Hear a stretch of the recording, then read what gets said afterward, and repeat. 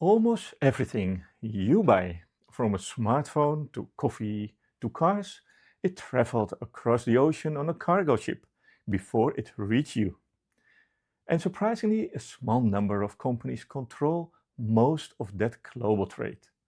But a system that moves the modern global economy actually began centuries ago, when merchants first started sending the ships across the world in search of spices, silk, and gold. So we go back to the early 1600s. The European merchants began building trading networks that stretched across continents. One of the most powerful trading companies ever created was the Dutch East India Company. It was founded in 1602 and the company operated hundreds of ships traveling between Europe and Asia. Not much changed in that time.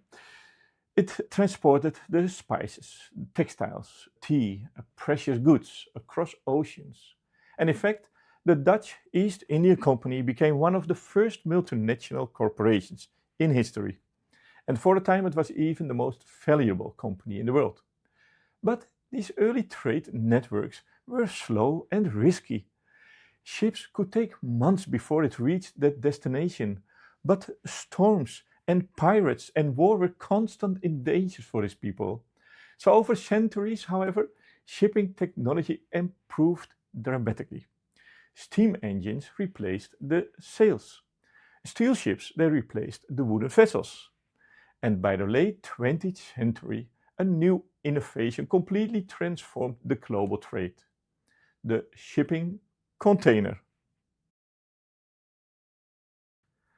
Because once goods could be packed into standardized containers, the cost of transporting products around the world dropped dramatically.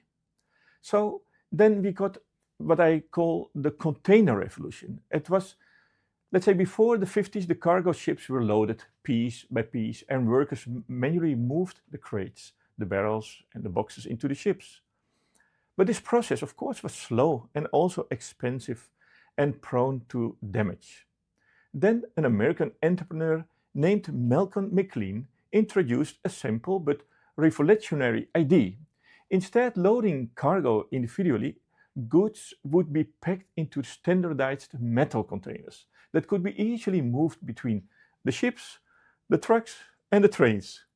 So this innovation transformed the whole global logistics.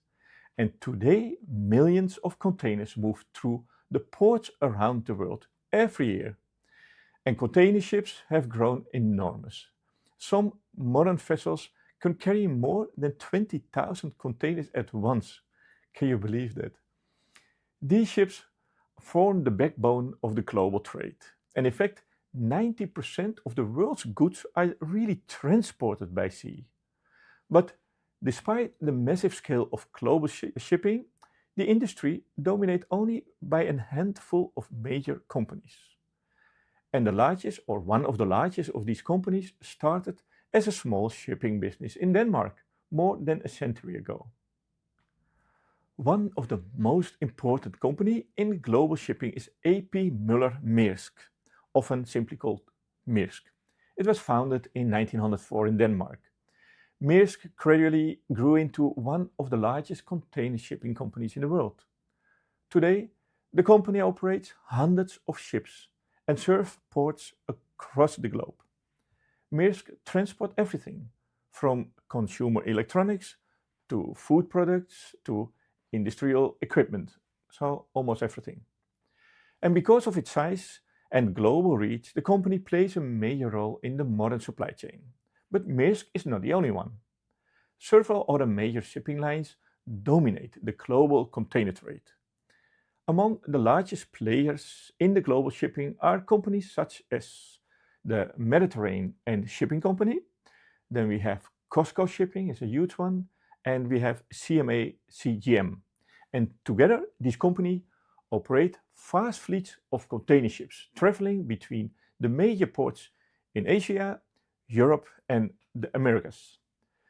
Shipping routes connect the factories of China and the southeast of Asia with consumer markets around the world. Ports like Shanghai, Rotterdam, and also Los Angeles serve as critical hubs in this network. And the efficiency of this system has helped make globalization possible. But the global shipping industry can also reveal something important else, mainly the health of the world economy.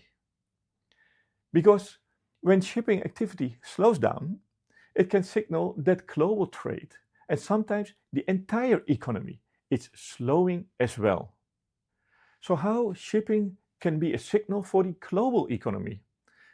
Shipping rates often reflect changes in the supply and demand across the global economy. So during periods of strong economic growth, more goods are transported between countries, factories produce more products, and of course we, the consumers, buy more goods. It's simple. And ships, of course, they carry then more containers. But during economic slowdowns, shipping volumes can fall dramatically. In fact, economists sometimes monitor shipping indicators, such as the Baltic Dry Index, to understand trends in global trade. And maybe you can take a look at this index. It's BDI. And you can see some remarkable moments. I will mention a couple. October 21, a hard fall because China began aggressive curbs on steel production. And there was also an energy crisis. Another interesting moment is May 2022. The war of the Ukraine disrupted the grain export from the Black Sea. And then we have December 2023. Maybe you remember the Panama Canal drought.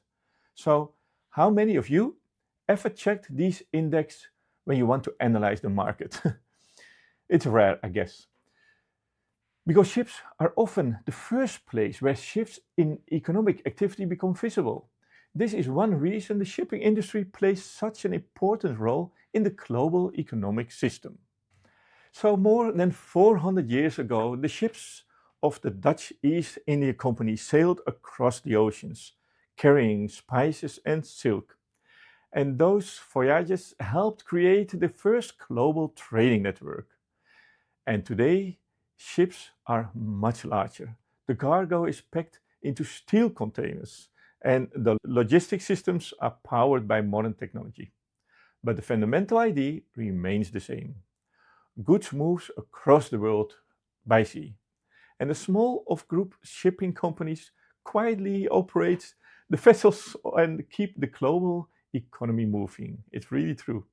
So the next time you buy a product, whether it is a smartphone or a piece of furniture, maybe a bag of coffee, there is a good chance it spent part of its journey across the ocean on one of these massive ships. And because behind this modern global economy is an enormous logistic network that most of the people never see. But it moves nearly everything which we use every day. So now, you can do two things. Now you can check the BDI index, or maybe you can subscribe if you like these videos, because it really helps. And maybe you can also do both. See you next time.